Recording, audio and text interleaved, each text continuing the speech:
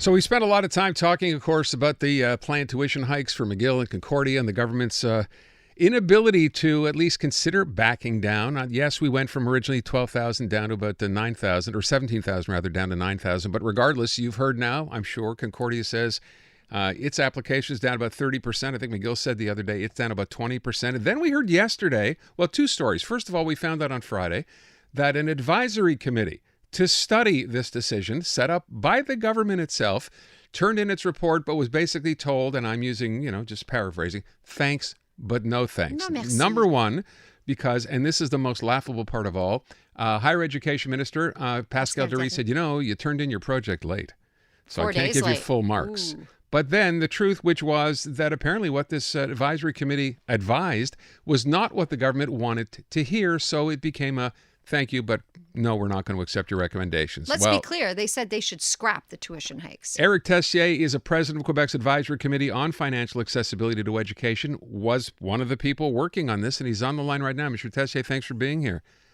Yeah, you're welcome. I don't want to simplify this, but let's get into it. You sit down, you're with other people, you take a look at this. Your recommendation is what?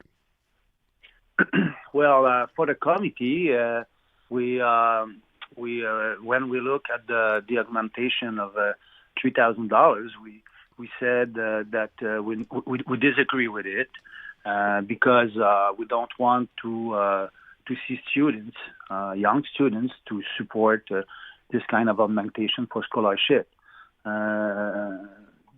So we're going against the proposition of the minister, but I heard you. That we were late. Effectively, we were late, and that's our responsibility. That's our mistake, if you want. So we sent a letter lately to the minister, and she even if we were at the time or not, she doesn't have to accept our recommendation. Mm-hmm. She have to read it and to think about it, and then she made her own decision. So wait, she did still, even though it was late, she took the time and read it and still said no, but she gave one of the reasons for saying no as being that it was late. Well, I don't know for that. Okay. But if we send the advice lately, she doesn't have to read it. Yeah, exactly. This is the rules, and we're very sorry about that.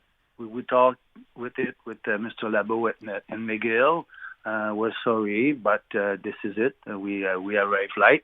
There's a lot of explication that we don't have time here to talk about that, but we have our good reasons. So, I mean, when I heard Pascal Derry beyond this 4-day late, which I think is kind of ridiculous, and I think most people feel the same way. You ask for a report, okay, it's a couple of days late, it doesn't matter.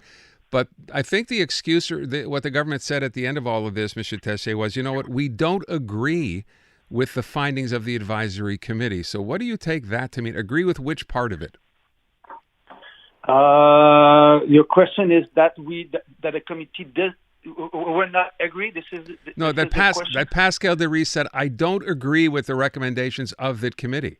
Yeah, I don't know if she agree or not, but when I see the recommendation to raise the scholarship for $2,000. We can imagine that she disagree with our recommendation to stop that and to maybe take time to make reflection around the financing of the l'enseignement supérieur. If the French university needs some money from the CNRQ, Canadiens non-residents Quebec, people from Toronto or Vancouver who are going to study in Montreal, if we need these students to finance our universities, that's a problem. So maybe can we meet together, have reflection, have committee, maybe larger committee with French university, English university, and our committee, and think about solutions who are not on the shoulder of students from other provinces. So can I ask, at the end of all this, we know what the minister said, which was merci beaucoup, but no thank you. Was there any discussion with anybody in the government on this after your report was basically denied or thrown away? No. Nothing? No. We just have a letter that she the letter means that we're sorry you arrived late, so we don't have to take mention of your advice. Okay.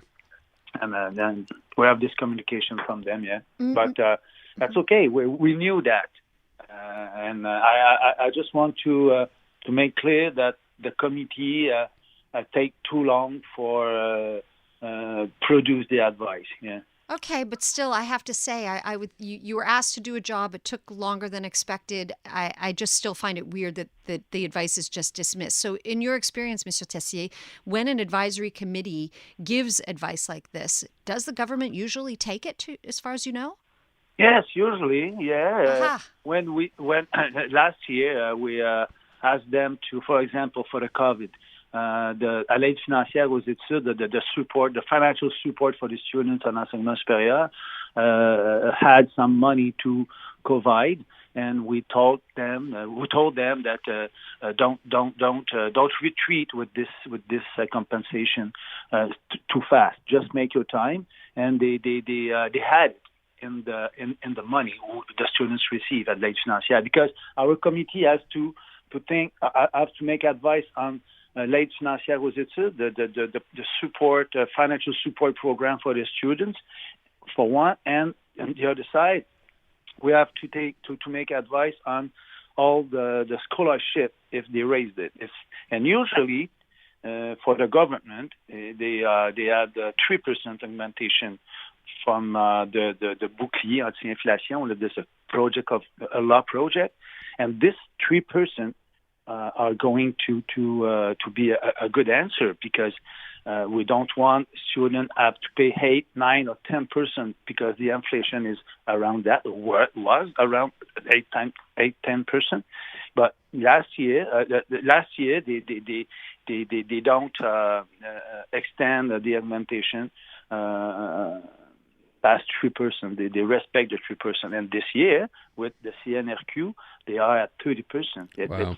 It's too much for us. It's too much. You know, the government said all along at the beginning of this that, as you said before, this is about increasing funding for French universities. They don't think the funding is fair. But it seems to me no one did the math here, because if you have 30% less enrollment, that's 30% less money that they can share with anybody. So net, you end up with no more money for French universities. Yeah, that's we expect. We think that this measure will have a dissuasive effect on the CNRQ, the Canadian non-residents of Quebec, and this maybe they are going to Toronto, or they are going to Vancouver, they are going to Calgary, or I don't know. But Montreal for $12,000 by year, it's much bigger than the other university for the same thing. At least the university can charge whatever they want, but usually for a program, for example, in Concordia or McGill for Humanities is around $9,000, and for now, and 2024 it will be 12, but in Toronto it will be 9. So for a young man or a young woman, or 20 years old, who want to have to go somewhere else to study, maybe they would choose another town, and we're going to lose. Exactly. Yeah, it's terrible. Yeah. It's terrible. Before we let you go, we're out of time, but I just want to quickly ask you, you know, like when you're preparing a project, sometimes you realize you're going to need a little bit of extra time, and you call up the teacher and you say, hey, can I have an extension? Was that an option here at all? Could you have called up Minister Tessier and said, hey, we're not going to have it on time. Can we have an extension, please? Yes, we sent her a letter on the January 15th. It was the last date. I thought that we'll be able to send the advice for midnight or 11 o'clock, but for sure it was impossible at this time. And we sent a letter to ask her an extension, and it was denied on January 16th. Yeah. All right. Unbelievable. Monsieur Tessier, thank you so much. We appreciate your time this afternoon. Okay, bye-bye. Merci. So there you go. He was on that advisory committee, and the government basically told him, as I said, thanks, but no thanks. No, merci. Unbelievable. It is.